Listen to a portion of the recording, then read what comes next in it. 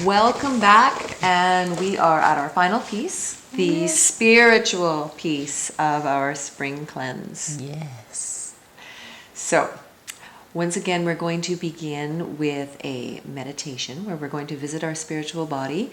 And while we're doing that, Fred is going to be sending a chakra balance, I believe, right? Yes. What I'm going to do is using Reiki to just little bit balance all of your chakra.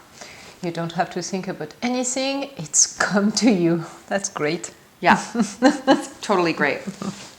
So actually, this one is awesome if you want to lie down, because it's Yes. a bit of a journey. So you're just going to find yourself in a comfortable position, whether that be lying down, or if it's seated, please have your feet flat on the ground or be cross-legged. And you're going to take a nice breath in through the nose. And a nice exhale.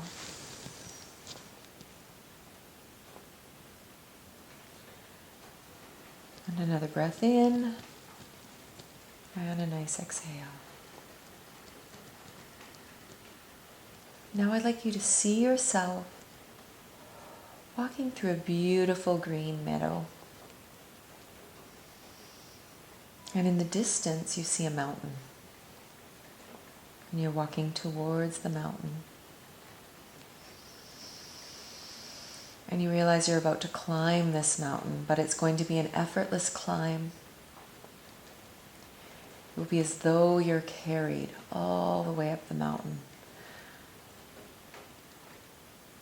So you reach the base, you take your first step up, effortless, climbing all the way up. Noticing as you get further up the mountain, the light becomes a little clearer and a little brighter. You continue climbing up, allowing yourself to be carried.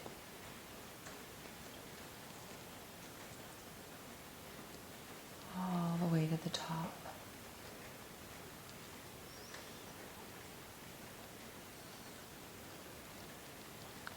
And you reach the top of the mountain and you see that there's an alpine meadow here just waiting for you. It's here exactly for you.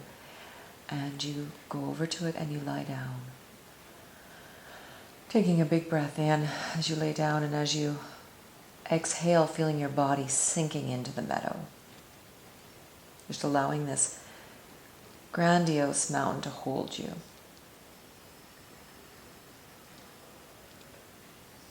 And you feel the sun on your face. Taking another inhale, and with the exhale, allowing your physical body to begin to melt away.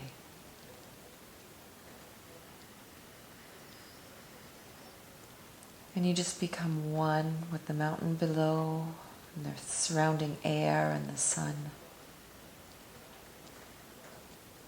Just really allowing that to become a part of you, and you a part of it.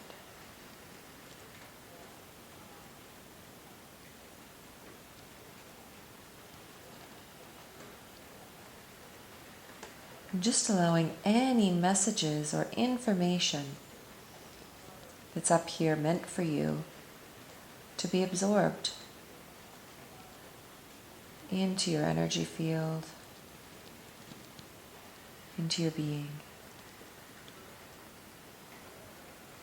No thought required, just allowing that to really become a part of you. Just a knowing.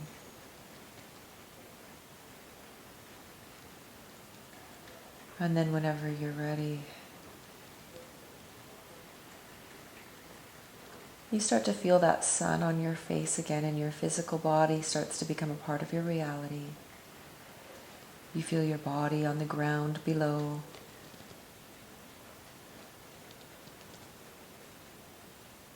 And you stand up, moving back towards the path. And you begin your descent downwards, down, down that beautiful path, back down towards the here and the now,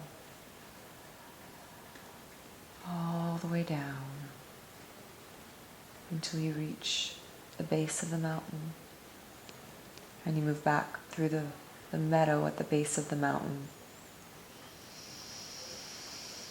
and you begin to deepen your breath, becoming aware of the sounds in the room, and bringing your attention back to this time in this place, giving gratitude to all that is and to yourself for taking the time for doing this. And once you're back, what you're going to do is a stream of consciousness journaling. So stream of consciousness is a writing technique, but it's also awesome for grabbing messages from the universe. You're going to take your pen, you're going to place it on the paper, and you're going to allow whatever came to you at the top of that mountain to come out your pen. So it might be in words, it might be in drawings, it might be in doodles, it might even be almost in song. But whatever comes out is perfect, and it's the message for you, ready for you, right now, in this time, in this place. So just pause the video and take some time to do some journaling. Good. So now that you journal about your experience and does the stream of consciousness journaling, we'd like to bring you like a little bit of a reflection about what is spirituality. It's a word that we use, but it's actually spirituality is really a relationship also. Mm-hmm. So what does it mean to you, spirituality? It can be anything. It can be like nature, for example. Spirituality can be nature for you. It can be connection. It can be like something that is bigger than yourself, where you feel like you are like in something that is big and large and spacious. You see the sigh? So take a little bit of time to really define and connect with yourself. And there is no wrong answer. Totally no wrong answer. And just look at yourself really. Not what society, your parents, nothing. You. What is spirituality for you? And then I would like you to think about how to bring back more spirituality in your life. So we talk about like spirituality can be nature.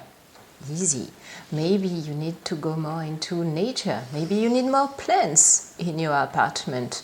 Be creative. And so maybe you can go into the park. Maybe you can take time to, I don't know, like I put like a feeder for like hummingbird. And every time that I see a hummingbird, for me it's a tiny spirit that it's like come here and tiny bit of happiness. Mm-hmm. So look at what you can do. Other example, if like something bigger than yourself, something where you feel like, that's beautiful, you can go to a museum or looking at art, looking at beauty, and like having the sense of expanse where you're like, you feel like you're a part of something. Connection, well, we lost a little bit of physical connection, unfortunately, with what's going on, but you can connect in other way. Maybe you can call your best friend. Maybe you can try to set up a Zoom with a few friends and having a drink. You can have that. Or kombucha if you prefer. You see what I mean? Just like look at what spirituality means to you and how to bring it more in your day-to-day life. And you can journal on that. Right. And just before you go to journal, I wanted to mention Fred said a few times about what's going on. And hopefully when you're watching this, it might be a year from now, I just wanted to mention what's going on. She's talking about the pandemic. We're filming this in the middle of the COVID-19 pandemic. Yes. So that's what's happening right now. And connection is something that is super duper important to most of us and that has been a bit of a challenge during this time and is also possible. Yes. Right. And one other quick piece is that in your manual, we have a little bit about active listening. active listening is something you can do with other people, but it's also something you can do with yourself. Totally. So when you communicate with yourself about these awesome questions that Fred just asked, listen actively.